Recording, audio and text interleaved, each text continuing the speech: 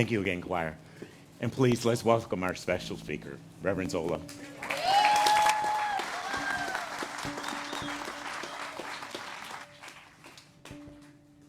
I'm going to move this so I can place my words in front of me. Good morning, church. Good morning. So happy and privileged to be here this morning. And Reverend Rick brought up in the earlier service that he asked me to speak this morning, and I said, it's Black History Month. How many black ministers do we have here? I'm probably the whitest one on the list. He said, you're doing it. The title of my talk this morning is Whose History is Not Told, and How I Learned Through Sacred Listening. And yes, I understand the irony of doing a sermon, talking to you, speaking about how to listen. But I have the microphone, so I'm going to do it. I'm going to give a little bit of my history and a little bit of the backstory about this talk this morning.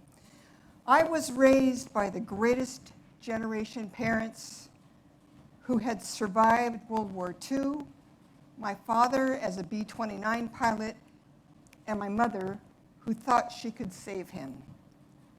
They were openly and deeply racist.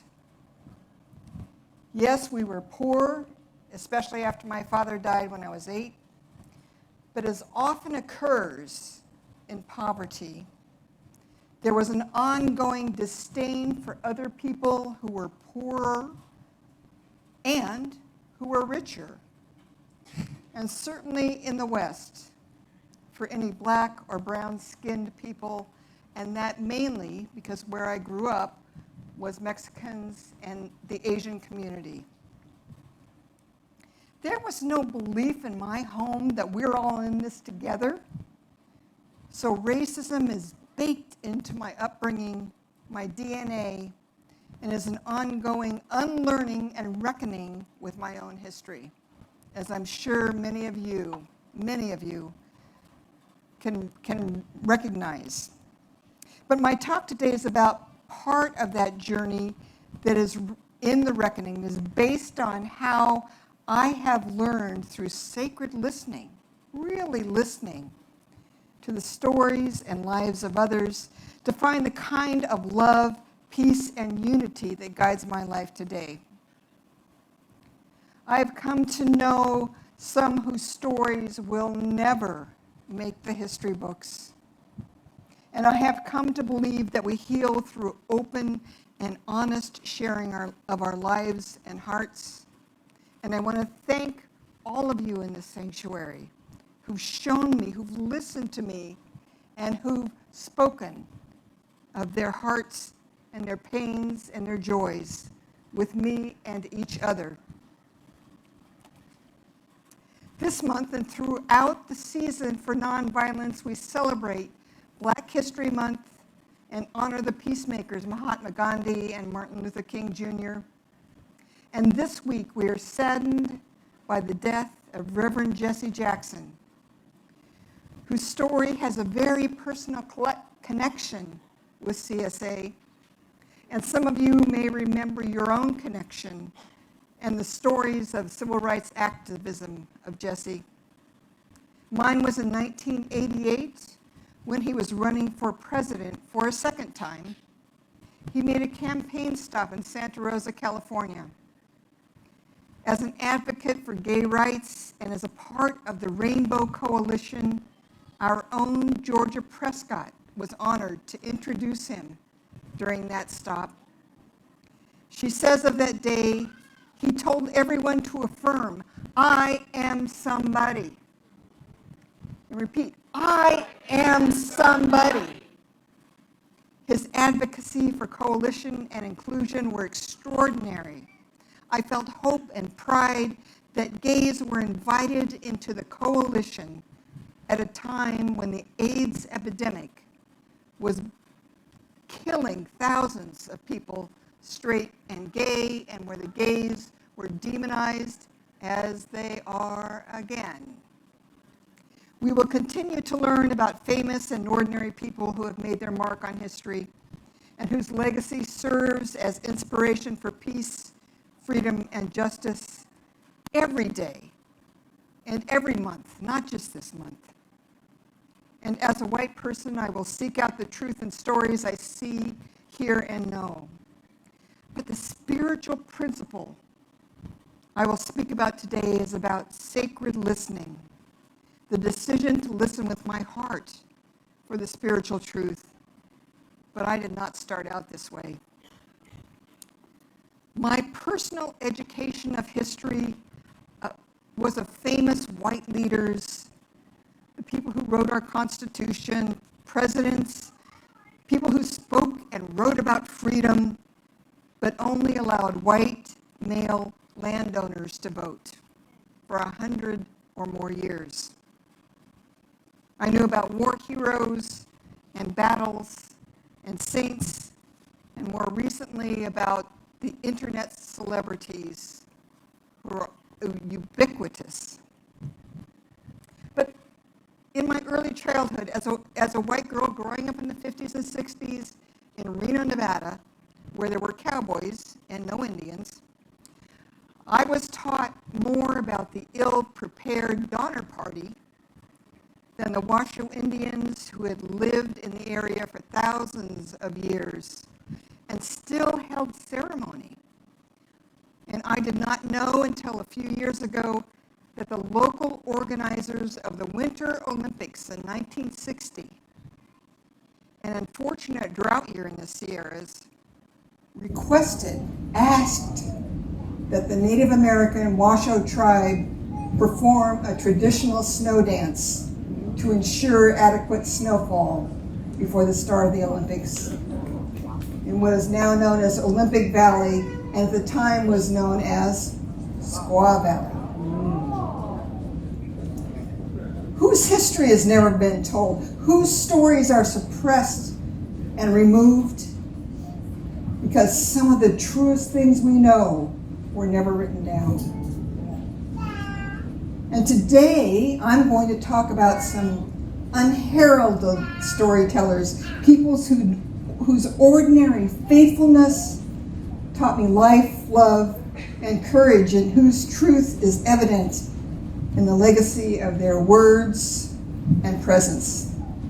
And I'm going to give a little history now, my history. I was privileged to spend much of my career as a physician assistant working in VA hospitals and clinics, and also in the military in Iraq and Afghanistan. And I was taught at that time the techniques of active listening, as I'm sure many of you have been active. You know, you nod, you pay attention, you look at somebody in the eye, you pretend like you're hearing what they're saying. And what I have learned through those years and subsequent training as a practitioner, chaplain, and reverend is about sacred listening. And this is AI's definition of sacred listening. I did not write this, by the way. That's a footnote. Sacred listening goes beyond the surface to hear what is unspoken, holding space for spiritual or existential meaning. And through sacred listening, I've been honored to be present for ordinary people in extraordinary moments in their personal history. What I want to share today are stories of 3 of those people who touched my life and taught me truths about history. And these 3 people I most likely would never have met or gotten to know in my social circles, in my neighborhood, my churches, besides this one, and whose lives have enriched my world and taught me more about history than I ever learned in school. It is a wisdom that is passed through relationship and sacred listening that I have come to a greater understanding of the principle of oneness. And these are the stories I want to remember. These are the people I want to remember.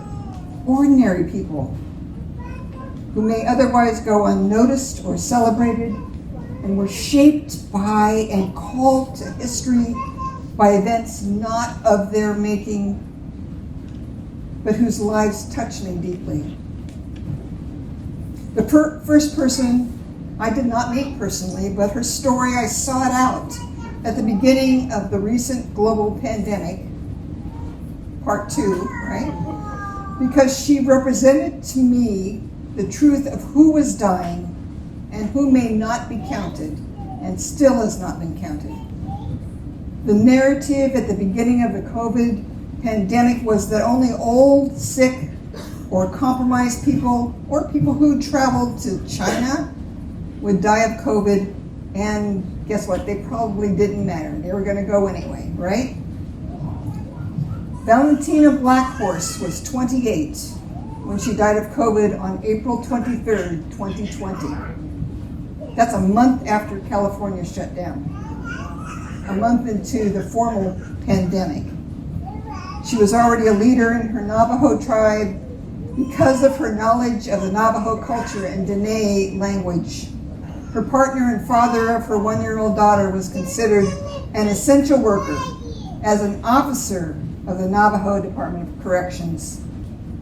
And he contracted COVID-19 at work, and Valentina cared for him, caught the disease, and died within 2 weeks. Valentina was neither old, nor ill, nor a foreign traveler, but heralded, pointed to the fact that the pandemic disproportionately took lives of Black and brown citizens, many of whom were considered essential workers. It devastated many of the Native American and indigenous tribes, and Native American and indigenous people were 4 times as likely to be hospitalized and die as their white counterparts. And I tell you this story because it is important, because it is true, because it otherwise would be relegated to the footnotes of history. Whose history will be remembered and who will write that history? The next person I will mention anonymously, partly because I don't remember his name, and he may still be living, and I have not asked him if I could use his name. He was a chaplain, a white, male, U.S. Army chaplain in a war zone field hospital where I was stationed for a brief time in Iraq. His warmth and humanity and quiet compassion demonstrated the principle of unity that Ernest Holmes speaks so eloquently about.